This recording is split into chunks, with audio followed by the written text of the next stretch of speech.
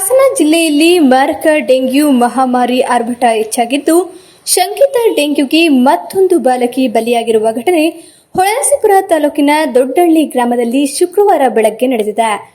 ಸಮೃದ್ಧಿ ಮೃತಪಟ್ಟ ಬಾಲಕಿಯಾಗಿದ್ದು, ಗ್ರಾಮದ ರಮೇಶ್ ಅಶ್ವಿನಿ ದಂಪತಿಯ ಪುತ್ರಿ ಸಮೃದ್ಧಿ ಕಳೆದ 3-4 ದಿನಗಳಿಂದ ತೀವ್ರ ಜ್ವರದಿಂದ ಬಳಲುತ್ತಿದ್ಲು.